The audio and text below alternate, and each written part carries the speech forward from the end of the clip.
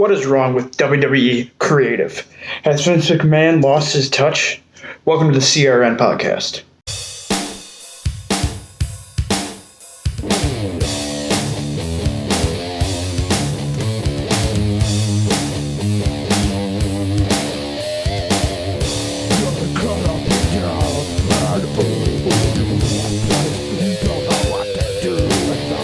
This episode of the CRN podcast is brought to you by the ChrisReasonNetwork eBay store. Check out the link below to find out what you might be interested in, the different stuff that I go thrifting and whatever the stuff from the shows and the episodes that I post on the ChrisReasonNetwork YouTube channel and other things. Check it out. Help me continue making content for future references. I'm a fan of wrestling where if there's a lack of story and more athleticism, sometimes I tune out, but still enjoy the athleticism. Now, if it's a complete opposite, there's no athleticism, but great story, I might watch. But there is always a better chance when you combine the two that I will stay in tune, and I feel like there's a lot of fans out there that agree with me. That being said, WWE Creative has also been underutilizing their younger and hungrier talent where that will put on a great show. Granted, yes, some wrestlers have quarantined themselves and won't be doing shows. Like, I'm assuming Roman Reigns backed out of WrestleMania because of that. I didn't read the whole thing of that. But there's like a whole bunch of different stuff. Like, example, WrestleMania obviously was a lot of a downer because you didn't have crowd, and crowd reaction is a key to a lot of wrestling stuff. If you don't have a crowd, sometimes it just gets boring and you can't even stay in there, and you have the loss of momentum in the thing. People just battle or trying to brawl, and you're just like, what are you doing? Give me a move. Give me something to go on with. But is there anything with it? Probably not. That being said, did they really need to push Charlotte Flair one more time just to fucking see her win the NXT Championship for apparently a third time and beat Rhea Ripley? Probably not. Do I feel like Charlotte Flair has been pushed to the far that where they're shoving her down our throats and probably burying the other talent? Maybe. Is burying an ugly word? Yes, but that's what WWE Creative wants to do. Maybe Vince McMahon is off his rocker and don't even know what he's going. Maybe the Stephanie McMahon and Triple H of being a part of there is probably not as pushing towards creative as they want to be. Triple H is probably more worried about NXT than the other stuff, and maybe Vince McMahon is still controlling all that. Maybe they need to get new writers. Maybe creative needs to be pushed into the direction of the fans. They said the fans will have more of an opinion. Have we seen it? God, no. Like that Drew Gallagher match against Daniel Bryan like a long time ago. That could have been phenomenal. Or the Drew Gallagher fight against Cesaro at WrestleMania. That on the indie scene would have been fucking fantastic. But they were not able to use the freaking moveset they were working with. All that different things, and they don't use them. Like, for instance, if you ever get a chance, look on YouTube and look for a Mike Quackenbush versus Cesaro or Claudio Castagnoli, I believe he was going by at the time, which is his real name. Dude, those guys are fucking insane. They are fucking talented. They are, like, extreme athletes. You will see it in that match. Look up Pro Wrestling Guerrilla shows on the indie scene. Holy shit, why aren't they doing things like that in WWE? Granted, yes, there is a lot of banned moves they will not let them do because it's dangerous, but they're out there just pushing. Get them into their groove. Some people are bored. Look at the Revival. They never were freaking used anymore, and they were sick of it, and they left, and I just saw news that they were freaking changed their names, and they have shirts on Pro Wrestling Tees or whatever. They're bored. Freaking Dean Ambrose, now known as Jon Moxley, also what his name was before WWE. Bored.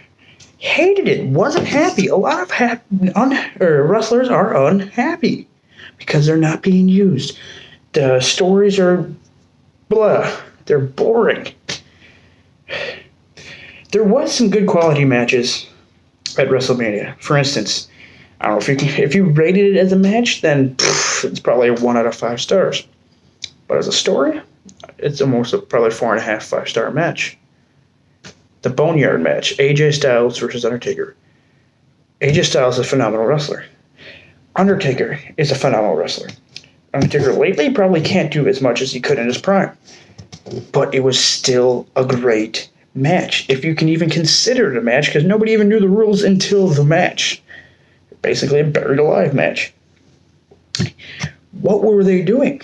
They were fighting. They were keeping the story going. It was interesting. Day 2 with Drew McIntyre winning the championship from Lesnar. That is a great thing. Drew McIntyre needs to be pushed. He is a fucking beast, a monster, an athlete that needs to be shown. We've seen what he can do on the independent scene. We can see what he can do in NXT. Let's utilize that. WWE Creative, this part is actually working for you. Keep going with it. That triple threat match for the tag team championship. Push Morrison and Miz. Morrison is a freaking parkour amazing athlete. You can see that on the indies, Impact and Lucha Underground and wherever the hell he was. He can do all this shit. He's a fucking actor, for Christ's sake, now too. Do something with it. Alright? Yes, Goldberg will draw some people. Maybe bring some people in the seats. But was he supposed to win the belt? I think not. I feel like he has some inside politics that probably fucked that all shit up. Did he need it? No. But they want to bring people in the seats, and they don't know how to do it. So, maybe it makes no sense. But who knows? Other notes. Back to wrestlers not being used. What are Zack Ryder and Kurt Hawkins doing besides making that wrestling figure podcast on their own time? And basically, whenever the WWE's YouTube channel, or maybe the network, I've never seen it on there, but I know never really look for it because I just watch it on YouTube. The couple of times they went figure hunting. They have the wrestling figure podcast because they aren't being used to the talent that they have. Look at all the times that Zack Ryder was pushed. He won the United States Championship or the Intercontinental Championship, and the next day, or next show, next week, whenever it was, they took it from him. What about the freaking feud with John Cena, Kane, Eve Torres, Zack Ryder, all that? They didn't use Zack Ryder like they could have. They definitely didn't. They could have changed that story where Eve Torres didn't turn out to be like a backstabber and not actually liking Zack Ryder and wanted John Cena. They could have changed that. What are they doing? I feel like over the time it's getting worse. And us fans are bored. We're just watching it. We're like, do we really sit here and watch this? Why? There's other stuff we could do. You could tune into whatever indies you can find on YouTube. Support your indies. Support AEW. Support New Japan. Support wrestling. I still watch WWE time to time. But am I bored? Yeah. Do I watch the full shows anymore? No. I don't even remember I think the last time I watched a full show of WWE, of Raw or SmackDown, was probably 3 years ago. If I watch NXT, yeah, NXT I can get into with the newer talent and the better quality, in my opinion, and the storylines. I feel like it's better. But I can't get into it. I'm sick of seeing the same old crap. Just like what that crowd used to chant with John Cena for a while and Roman Reigns. It's just same old crap. What are we going to do? Do we know? No? Now to my next point, there are some times that I've been questioning why I still have the WWE Network. Am I paying for the subscription for content that's not worth it anymore? Yes and no. I feel like there is still some quality content on the WWE Network. Some of it can be older, like ECW, WCW, AWA, NWA, whatever WWE stuff owns the rights to, and they have it on there. I've watched some of that older stuff and been entertained to the max. There's some new stuff that I stayed with. There are some pay-per-views that I've watched. I don't like watching regular shows. I just watch highlights now. that being said, I'm out of the story for a bit. Yes, granted, that is kind of my fault, but then if I try to tune into the story and go from the beginning, I got nothing. I don't know what to do. I sit back, watch AEW, I watch Impact from time to time. I've watched whatever indies. I'm in Wisconsin. There's a Great Lakes Championship Wrestling that's great. I've seen the indies. I've had friends be wrestlers. I've watched their matches and have enjoyed them. I just can't do it with some of the stuff. Like the newer content now, I do grant is boring, but like with the podcasts, with the Broken Skull sessions with Steve Austin, I've watched those. They're good. If you want to sit back there and watch it, I've watched the documentaries, the WWE 24, all that stuff. They can be good, but then you get to the matches and you're like, what are we doing? Are some of these matches worthy of watching? Is some of those matches at WrestleMania worthy of being WrestleMania matches? To some extent, I don't think so. My next question is, should I cancel my subscription and just do it whenever buy it back whenever WrestleMania comes? Or Royal Rumble and leave it on for the whole, from January till the end of WrestleMania? Should I do it? I'm going to say no. I'm going to keep it. Mainly because of all the older stuff that I like watching. And then if they actually do release something that I really want to see. There's times that I've watched newer stuff and got bored and then just watched something else. And then I'm like, still have it. I don't have to search for something like a bootleg version if I can't find it. I got it. But there's other ways to do this. Just to make sure that I can still be watching what I like watching. I'm a wrestling fan at heart. Now, what I don't understand is, do I feel like some of the WWE content is not worth paying for? Yeah. But there's stuff out there that I feel like is really good. Becky Lynch is great. I'm surprised they didn't kill her off at WrestleMania and have Shayna Baszler, whatever, win. That'd be interesting. That'd be a nice turn. Something weird with creative.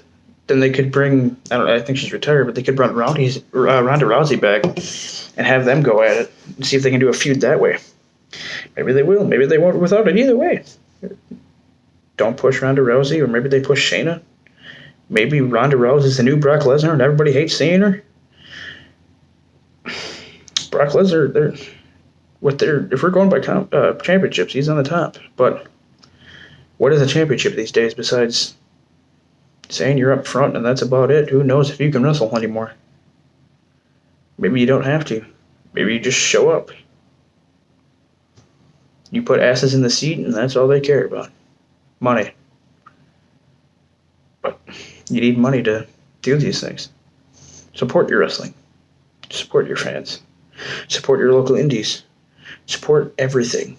Just search for good wrestling content. I used to be a huge fan of The Undertaker and Jeff Hardy. Those two were my top favorite wrestlers. Then I found out about other stuff, and then I started watching a man who's known in the deathmatch scene as Masada. I make people realize this, but he's an athletic dude. If you ever get a chance, look him up. He's tall, big, maybe 250, 300 almost. Probably not that much, but close. About 6'5", maybe. A tall dude. He can fly and do some moves. Sticks with a deathmatch because that's what he loves doing. He's a hardcore wrestler, a deathmatch wrestler, whatever you want to call it. He just loves doing it. But I've watched his matches. I've seen him do Hurricane Ranas. I've seen him dive off the ropes. I've seen him do tope conceit, or whatever the fuck those are called, Canhilos. Whatever. He can do it. Tope suicidas. He can do them. It's just the quality of what do you want to see. Is the blood too much for you? Okay. Stick to a different match. Don't like that style? Fine with me. Just watch what you like. I just feel like there's better stuff out there from time to time. Stay tuned to the next podcast and other content that I'll be posting on the Chris Reason Network, on the YouTube, and on SoundCloud, and wherever we can find this. Comment your thoughts below. Like, subscribe. I'll try to respond to your comments and maybe even do a future video on it. Check out the link below for my store to keep this stuff going. Thank you. See you next time. CRN for life.